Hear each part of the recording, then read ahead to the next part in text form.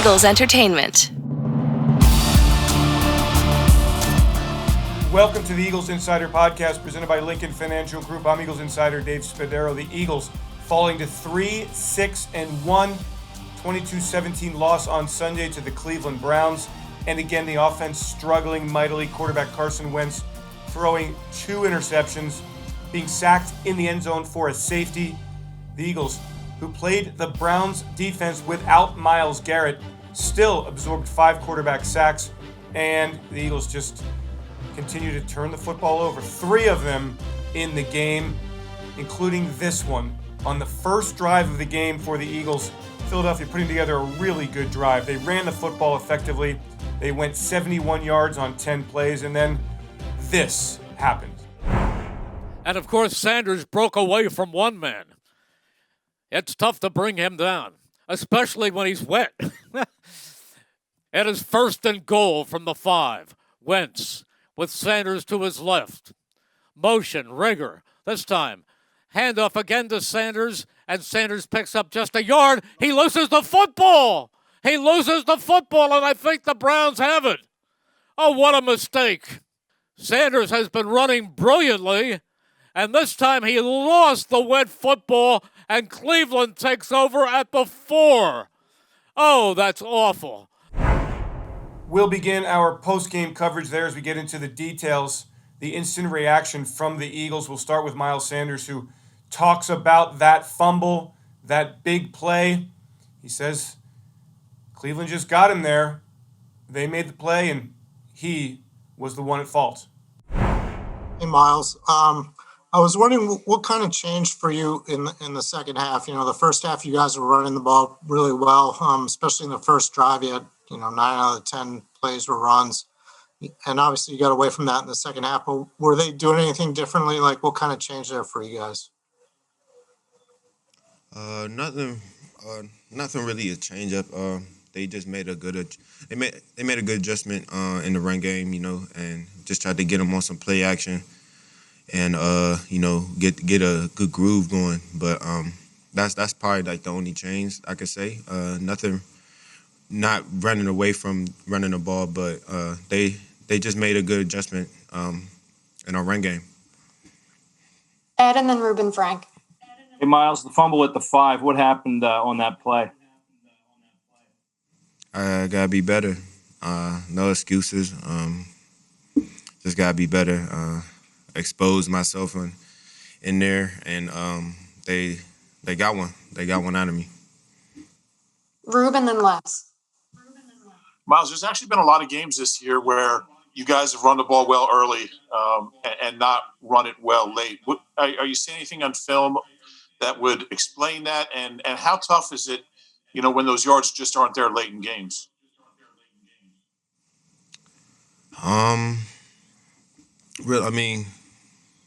It's like I said, they just made a good adjustment in the second half, and I do believe we just have to keep straining more just to keep that running game going in the second half and all our games, and just keep it consistent.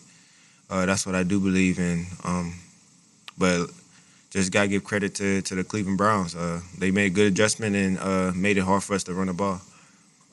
Les and then Mike Sealski. Hey, Miles, what was that adjustment they made? What did they do specifically? Honestly, I think they just had their linebackers shoot gaps faster than normal in the first half than they did. It was because of the weather, maybe. They didn't probably expect either team to really throw the ball as much, but we were very effective in the first half with it, so they probably just keyed on it a little bit more. Mike and then Bo.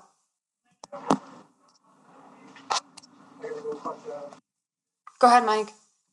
I'm good. Go ahead, Bo. Miles, what was your sense of what Jason Kelce was playing through? We saw he hurt his elbow and then came back with that thing on his arm. Can you speak to that at all? I don't know the exact injury. I just know that's a tough son of a gun. Probably one of the toughest player on our team. plays through whatever and does whatever it takes to stay on the field and help us win, even in practice when he can take vet days easily and just not practice, but he's always there practicing. But I don't know his injury. I just know I know he's going to be fine. I know that, and he's going to be ready for practice on Wednesday. Thank you. Jeff and then Zach.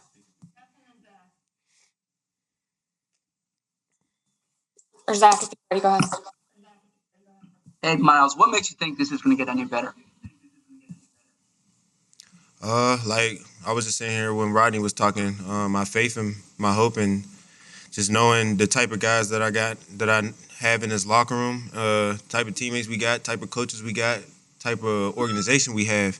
There's no quitting us, and we still have a lot of football left. I mean, but time's running out, honestly. But we got a lot of football left, but we gotta get this thing right soon, like fast, because come Monday night, we're gonna see what we're really about.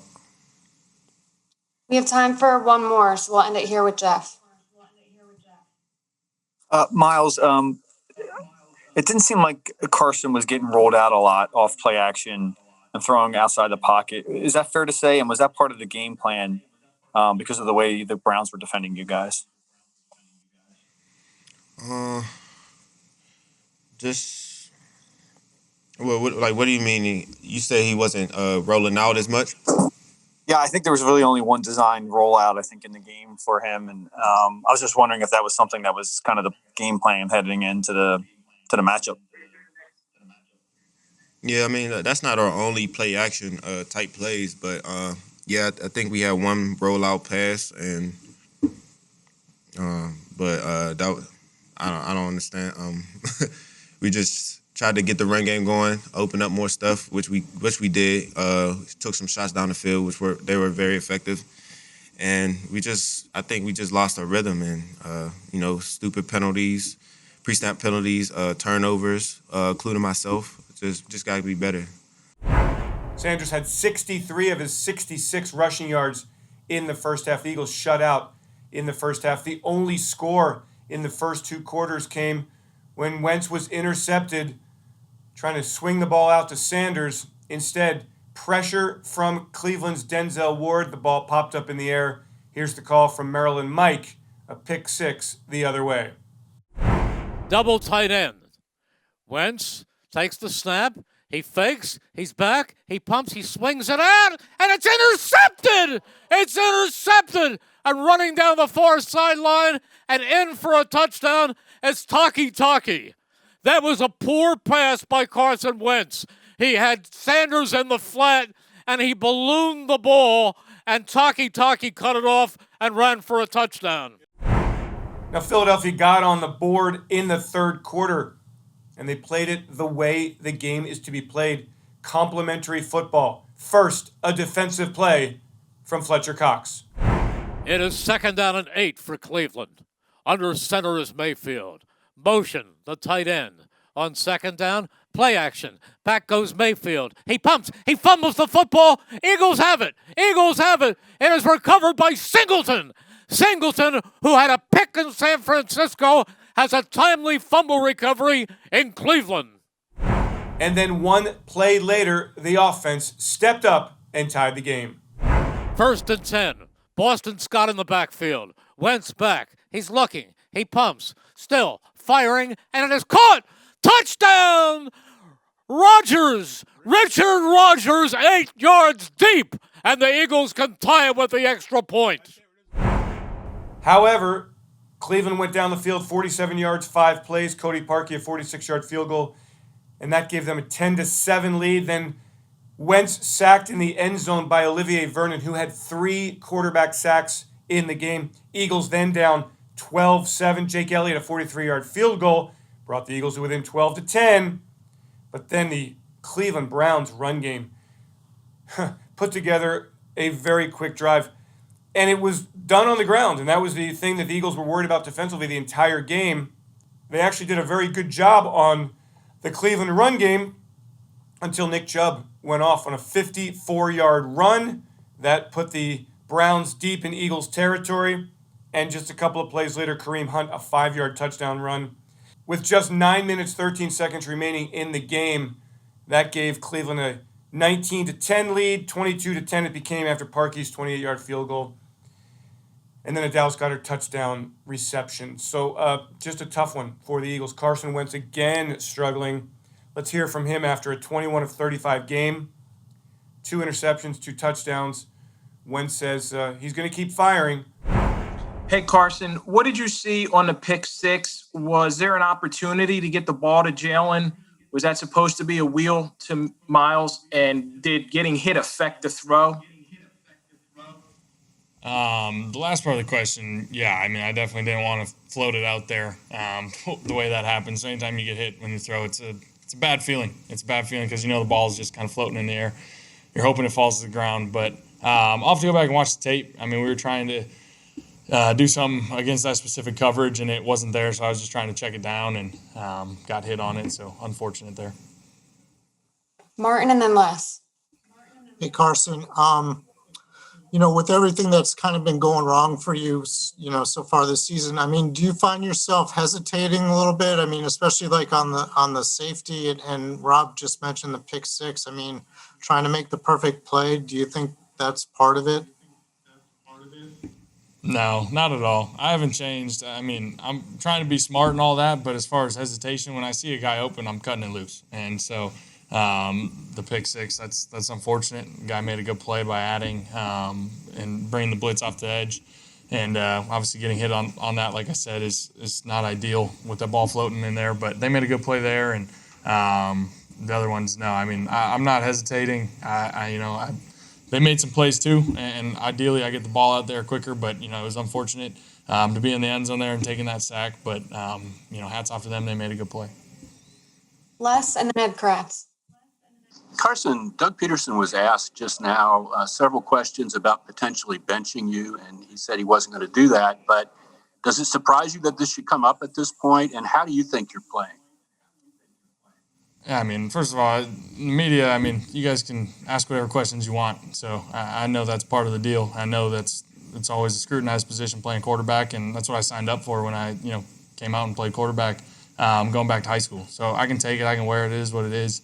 Are we playing as good as we can as a team? No. Am I playing my best football? No. There's some circumstances out there today that we left some plays on the field, and we'll be critical. We'll go back and watch the tape, but I mean, at the end of the day, that stuff is what it is. You guys can ask whatever questions you want, bring up whatever you want, and for me, I'm just going to put my head down and go to work. Ed and then Jeff Skversky. Hey, Carson, it seems like each week we talk about these same things. I mean, why do you think things aren't getting better, in your opinion? It's a good question. I mean, at the end of the day, you got to give some credit to that defense. They made some plays. No excuses on the conditions, but it made it tough. And then some of the turnovers and different things. We can be better, and we can. And we left some plays out there, but they made more than us today. And it's hard to put my finger on exactly what went wrong fully. I know one of the big ones is third downs. Last week and this week we've really struggled on third down, and finding a way to stay on the field is. Really been our name of the game over the years, and that's how we need to be as an offense. And we're not sustaining drives and staying on the field, so that's something we're going to have to take a hard look at. And then Mike Stielski. Carson, we've obviously seen you play a lot better. We've seen this team play a lot better.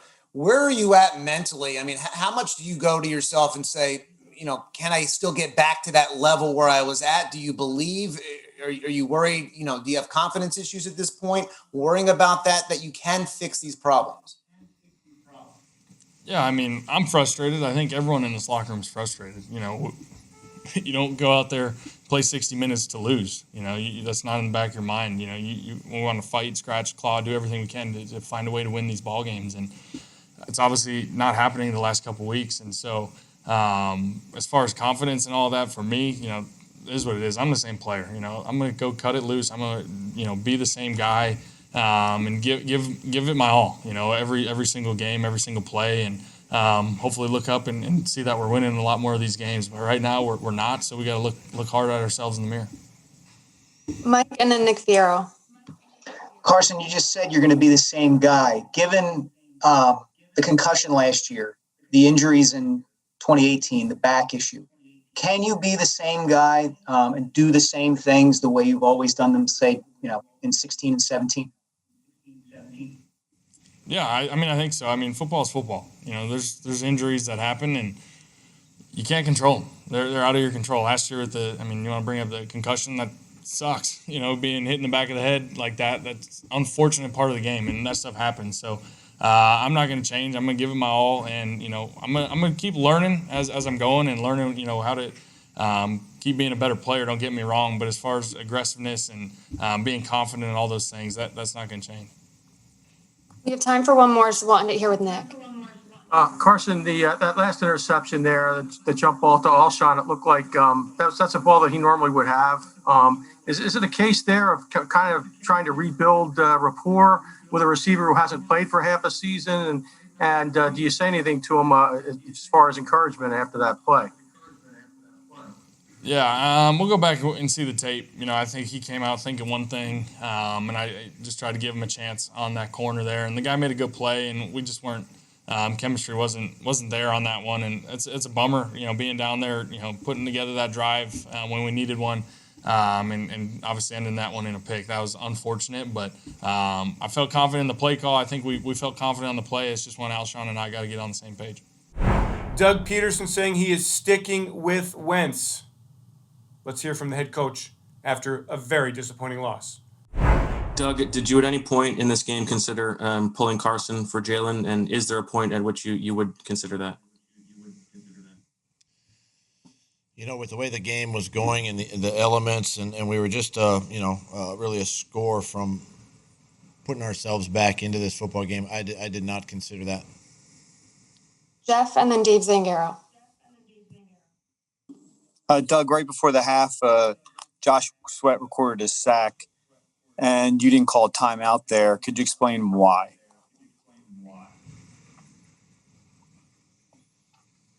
I honestly don't remember though. It was there was like a minute and 40 seconds left. The clock. The Browns just allowed the clock to run off, and then they called a timeout with 1 second left. I was wondering, it was going to be a third down there. Why? Was it? It was on second down. Yes, and Josh, Jeff, recorded honestly, the sack. Jeff, you're gonna have to. I can't. Honestly, I do not recall the play. I'd have to. Can you walk me through it a little bit more, honestly? Yeah. So I know we were trying to save. Yeah, we were trying to save timeouts to get the ball back. Possibly, to use the timeouts on offense, but. There was a reasoning. I honestly can't think of the reasoning right now. We had discussed it on. Okay, real quick then. Did you bench Jason Peterson? Or did he pull himself? Listen, ask me tomorrow because I'll definitely give you a better answer tomorrow. I'm sorry about that. Okay, well then can I ask this one? Did you bench Jason Peters or did he pull himself? No, I did not. He had kind of injured himself, and so he had come out. Dave and then John McMullen. We pulled him out. Hey, Doug, is Carson Wentz going to start next week? Yes. No question about it? Okay. Yeah, no questions about it. He's our starter. Go ahead, John. Okay. Hey, Doug, sorry about that. All the moving parts on the offensive line, you just mentioned Jason, Lane. I think you started. This is the 9th different group. How does that affect the offense as a whole? Well, it's difficult. Part of the offensive line is having that group together. All 5 guys, and we just haven't had that this season, and it's hard to get that continuity and that consistency up front. It's just it's a challenge because the thing is with the O-line is these guys they rely on each other, right? And the more they play together, the more they anticipate what a defense might present, and anytime you have as many moving pieces as we've had. It throws that rhythm out, and so it's been a challenge this season, no question. Kristen and then to McManus. Hey, Hey, Doug, what is your message to your team after this loss? I mean, what needs to change? What has to be different? You know, the message to the team basically is pretty simple. You know, we are where we are because of the mistakes that we've been making, coaches and players. Now, that's everybody included. But this will be a great test for our football team. This will be a great sign to see really who's in and who's out. And that was the message. That's the challenge to everybody. And that's, that's just where we are. It's a matter of now really challenging the leadership of the football team, challenging the coaches, challenging, the guys to, keep this thing together. There's 6 football games left. We still have an opportunity in our, obviously in our, in our division, and but it's really going to challenge all of us moving forward. Tim and then Paul Domowitch.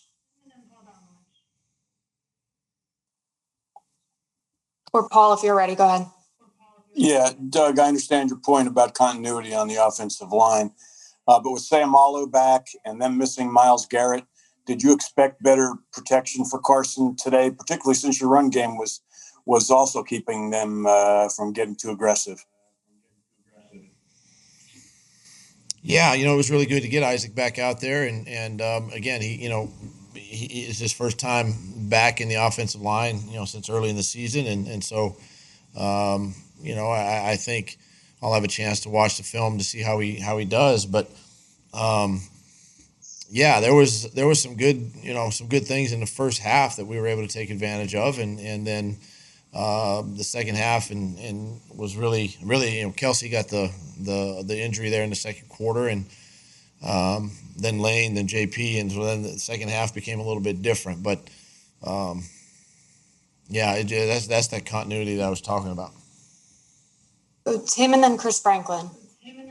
There's a lot of talk this week about you guys being mad and identifying these ways that self-inflicted wounds that you're going to clean up. What does it say when the same exact things happen? It says we got to coach better. It says we got to play better. It says we have to pay attention to our jobs, plain and simple. And that's. These games come down to 3 or 4 plays, and that's kind of what this game here today came down to. Was about 4 plays that that were mistakes by us. The turnovers, costly penalties. So we have to fix it. Chris and then Jimmy. Doug, you had defensive linemen continually to jump off sides. Have you given consideration of possibly even benching or having them stay off the field for an extended period of time, or any other form of discipline to go ahead and stop this, because it seems it continues to happen? No, I mean, obviously I wish we had, if you have a lot more depth at positions, maybe you can do that. Maybe you can bench guys, but when you dress the number of guys you dress for games on Sundays, it's hard, again, it's a concentration. When I talk about the details and execution, that's part of it, right? That kind of stuff falls in line with turnovers or, lack of takeaways, whatever it is. And those are the things that have been holding us back. Time for 2 more, so we'll go Jimmy and then Zach Berman. Hey, Doug. Obviously, benching Carson will be a huge decision with potentially major organizational ramifications. If there were a scenario in which you thought benching him in game was the best move, would you have full authority to do that on your own, or would you need a second or third party to turn their key, so to speak? Look, I think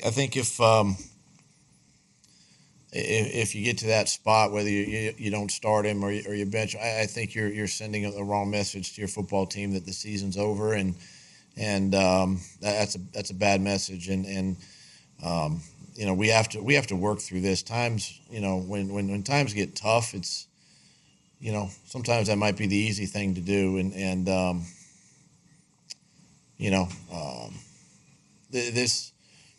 this business is about work. This business is about detailing, having ownership, things I talk about with the team. And that's what we got to do. That's coaches and players. That's not one guy. It's bigger. This sport's bigger than one guy. And we all have a hand in it, and we all have to fix it.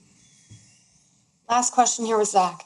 Hey, Doug, on the pick six and on the safety, what was your perspective of what happened on those plays from the play call to the execution? Well, yeah, I mean, the play call was something that, as far as the first pick six, we broke down in protection. We had an opportunity, I think, there on the throw to get the ball out into I think Jalen Rager's hands there. We just broke down in protection, got hit as the ball was being thrown, and it popped up. They made a play. The one in the end zone, it's just an awareness thing. We just got to know when the clock is going off in your head. You got to throw it away. In those situations like that. And again, something that it's been the first time this year. We were there earlier in the game, and we were able to complete a pass down there and try to stay aggressive as possible. But something we'll learn from. From a defensive side of the ball, Eagles certainly played a lot better than they did the week before against the Giants. Cleveland averaging just 3.4 yards per rushing attempt. Baker Mayfield sacked 3 times, threw for just 204 yards. But it was enough to beat the Philadelphia Eagles on this day. And now the race in the NFC is tight. So Brandon Graham offering some perspective here. Sacks in the game from Fletcher Cox, from Josh Sweat, from Alex Singleton. Singleton double digits in tackles. Here is number 55, BG, offering it up. Hey, the Eagles season not over yet, he says. Hey, BG. You guys have kind of emphasized all week about stopping the run. Seems like you did it early and then got caught a little bit late. Is that just an effect of wearing down late weather? How would you assess that? No, I mean, they just made a play. When I think about the big one that Chubb had, it's just we missed a tackle. He made a heck of a play, and we knew both of those backs, was really good, and I felt like we was coming, but we was missing some tackles there, and they was getting leaky, a little bit, and we know we can't do that, and so I felt like towards the end, we held strong, we had some pride about us, but we didn't do enough to get off the field. Mike and then Tim McManus. Brandon, you've been here for maybe the best season in team history. You've been here for some tough years. Does this season feel like a previous year in your career from what's been going on, just the way it's all kind of played out? Have you felt this way before, or is this something different?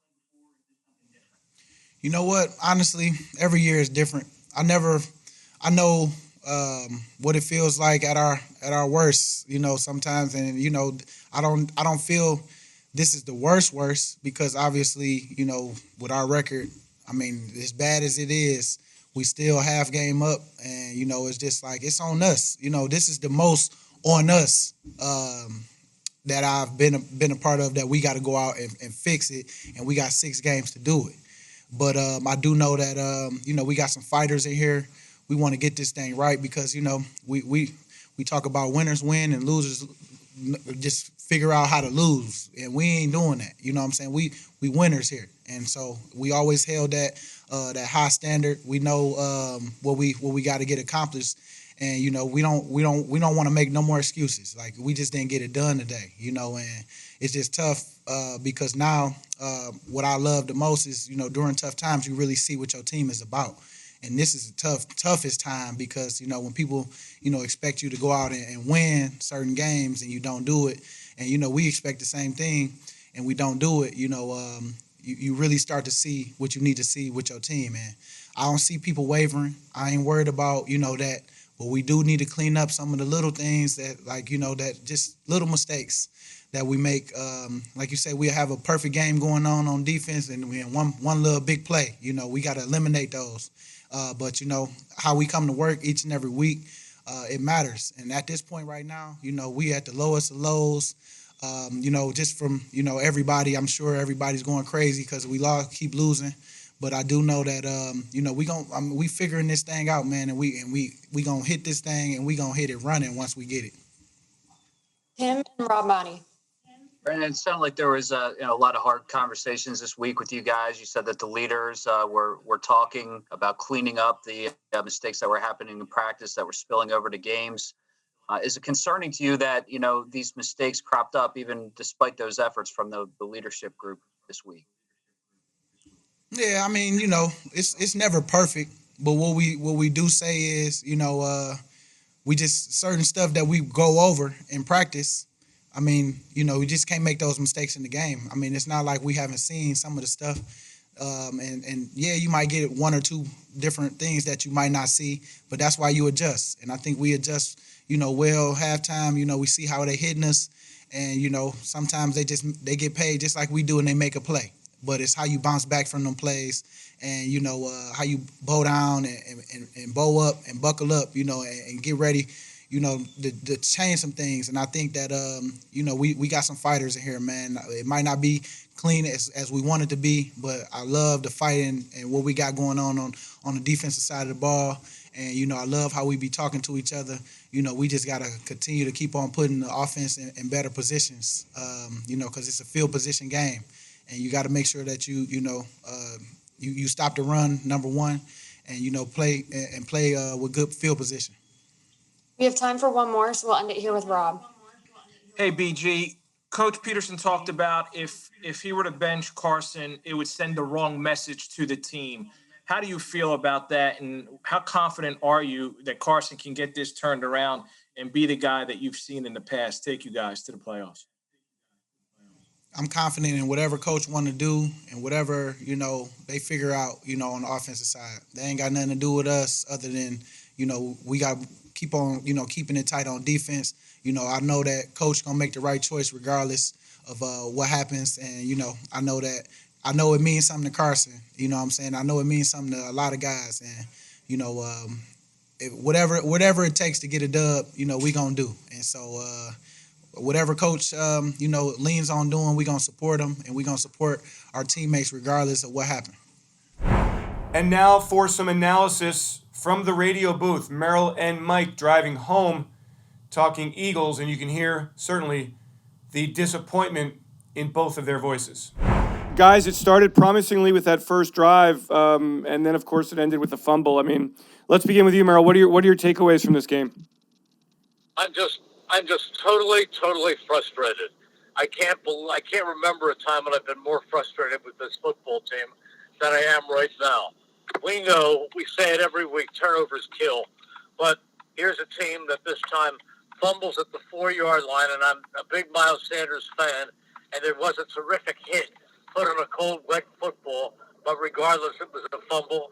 And then Carson Wentz threw one of the worst screens I've seen. It was a little pop-up. I know he might have been hit, but it was a disastrous play. It was a pick six. He later threw another interception. And then, most inexcusably, he took a safety when he had plenty of time to, at the very least, throw that ball away and punt. I mean, I've been a supporter of Carson Wentz. I have been one of his biggest fans since he came here back in 2016. But right now, I am looking at a quarterback, quite frankly, who isn't playing anywhere near the level that he did in his first or second year. I think everybody would agree with that. I think everybody would agree he's playing at a level that he hasn't played in all 4 years. Mike, what are you seeing in Carson? He's just struggling. And, the disheartening part is that it's just not one game, Dave. It's happening time and time again. And so when do you get to the point where you say, well, that's who he is? I don't want to get to that, but when I see this happening over and over again, then I just wonder, is that what we're going to get out of him? And I've seen too many times. You know what's interesting? I was just about to say how well the offense was moving and Carson was in command of the offense right before the Big Six happened. Just because they started the game out so well, and they were able to run the ball effectively, and things just looked like it was going to be a good day for the Eagles. But that certainly turned around in a hurry. Mike, why is there no real threatening of this Eagles passing game vertically? The wide receivers have gone silent here. By my count, 17 targets, 8 catches, 69 yards, and nothing down the field. Yeah, that's the part that worries me. When they did go down the field to Dallas Goedert, you get a flag late in the game. But I don't think you ever should wait till late in the game to push the ball down the field, especially when you have speedy guys. And that's a team that likes to play a lot of 2-deep zone. So maybe they're taking away the deep ball, and I couldn't see everything. Like, it's hard to see the real back end of the defense sometimes. So can't completely answer that, but I just think you have to take your shots down the field at least once a quarter, and I'll stick by that forever. Merrill, Doug said after the game that he did not consider benching Carson and that Carson would start against the Seattle Seahawks next Monday night, that it would be the wrong message to send to the team to bench Carson. So how do they get Carson right? I am without an answer, Dave. Every week I listen to Carson's press conferences, and every week Carson said, I realize that I've got to cut down on the turnovers and that I've got to get rid of the ball faster. And he doesn't. He doesn't. I mean, last week he cut down on the turnovers, but he didn't do much else to lift the team. And again, here is a quarterback with a lot of talent. But somebody told me a long time ago that the most important thing that a quarterback can do is make decisions. And right now, he is making bad decisions time in and time again. It's really hurting the team. I don't know where to go from here, but I was a guy who believed that Carson Wentz was one of the most talented players in football. And right now, all of his physical gifts are not making a difference because he's holding it too long.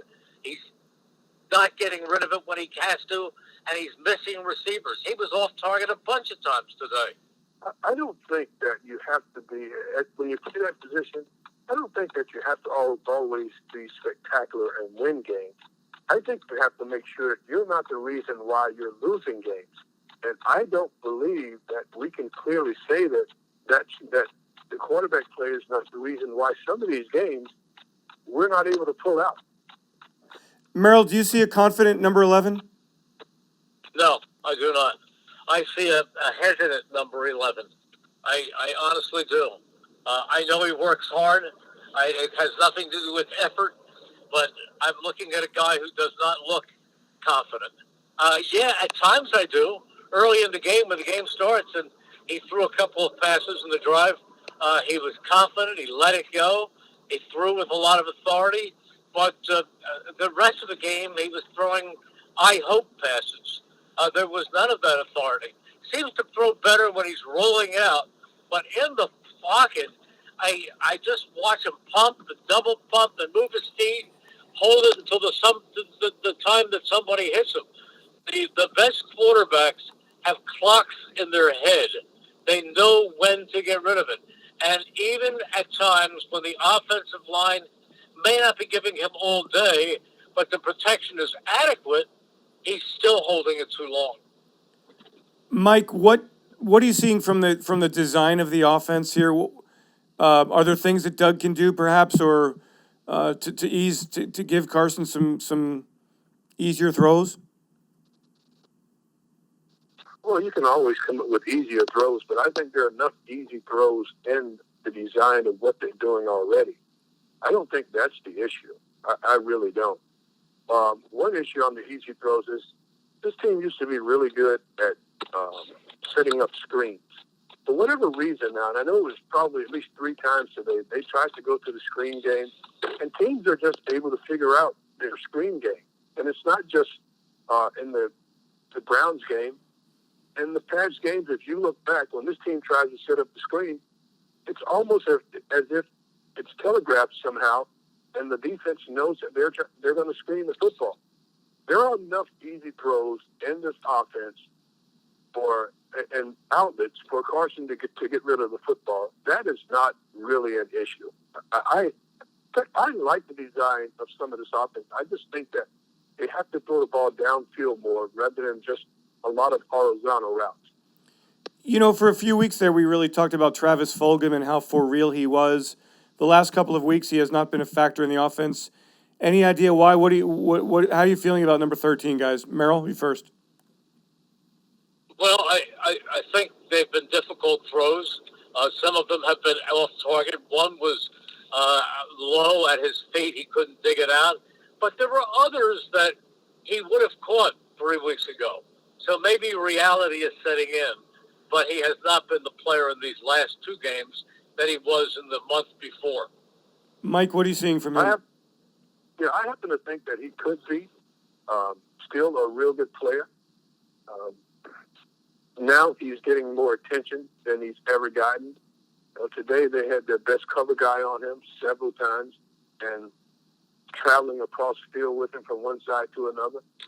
And I even saw that some last week. So it's not like he's an unknown anymore. So he's going to get attention. But I still think that he can be a productive player.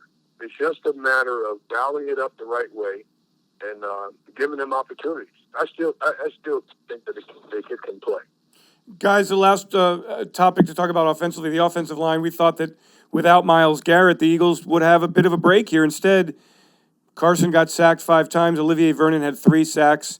By the end of the game, Lane Johnson was out of the game. Jason Peters was out of the game. Jason Kelce had a brace on his left elbow.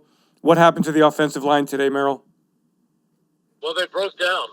But I don't think it's all on the offensive line. I think in the first drive, they opened great holes for Miles Sanders. They really did. And I think there were other times when they kept Cleveland away from Carson Wentz long enough. But, you know, the expression, he who hesitates is lost. And Carson did hesitate. Let's talk real quickly about the defense. I thought they did a really nice job battling the run for the most part until they wore down a bit. Your thoughts on the defense, Mike? I think you're exactly right. The defense came to play. And early in the game, this is an offensive line that's one of the better offensive lines in football. They've got one of the best running attacks in all of football with a 2-headed monster. And I thought the defense played them really, really well. I thought the game plan was solid. They came up and made a lot of stops. But once the Browns decided to go through the air, that's where they found areas where they could exploit this defense because the coverage was so poor today on the back end of this defense. But in terms of what you had to go to Cleveland, keeping in mind that you needed to do to stop the run, early in the football game, through the first half, they were really good at that. But then, as you said, they started to wear down late in the game. And that's when Chubb got the 54-yard run, and they were able to get some sizable runs later in the game. But I'm impressed. I was impressed with the way they played. I thought Josh Sweat had a great game. Singleton also had a great football game. Mike, you said something about the back end coverage. Can you expand on that?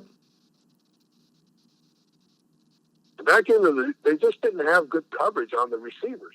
So when the Browns did decide that they wanted to throw the ball down the field, when the receivers caught the ball for the Browns, they didn't have a defender in their post.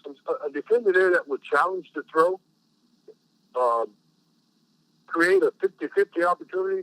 That defender was not there. They were too wide open when they did decide that they needed to throw the ball down the field. Yeah, it's so frustrating, so disappointing. Guys, thanks so much. Happy Thanksgiving, and let's get back at it against Seattle. I keep waiting for that spark, right, Merrill? Like that one spark that's going to turn the season around. Dave, I hate to be negative, and I have really been a supporter of Carson Wentz, and I love this football team, and I think that Doug does a very good job. But right now, you see the same mistakes repeated week after week, and I understand when fans talk about being frustrated, and naturally they're going to yell for quarterbacks to be replaced and everything else because they're frustrated. But as broadcasters, Mike and I watch a game like this, and we watch the way the game starts, but there's always something that goes wrong. They almost have the knack of plucking defeat out of the jaws of victory instead of vice versa. Yeah, for sure. I felt today was a winnable game. Hey, guys, thanks so much. The Eagles now get ready for the Seattle Seahawks at Lincoln Financial Field. Monday Night Football next week. A tough stretch for the Eagles as the NFC East race is neck and neck. Eagles really just don't have any margin for error. How do they get better? We'll find out here in the week to come. I want to thank you for joining us here on the Eagles Insider Podcast. If you have a moment to rate us, we would love that. I want to thank Peter Kelly, Ray Doyle, and Tyler Lewis for their help putting this all together. Thank you all for joining me here on the Eagles Insider Podcast. I'm Insider Dave Spadaro. Tough one. Eagles now 3-6-1. The offense just not there. We'll be back with more for you a little later in the week here. In the meantime, have yourselves a great Eagles day and fly, Eagles, fly. Always fly, Eagles, fly. E-A-G-L-E-S, Eagles!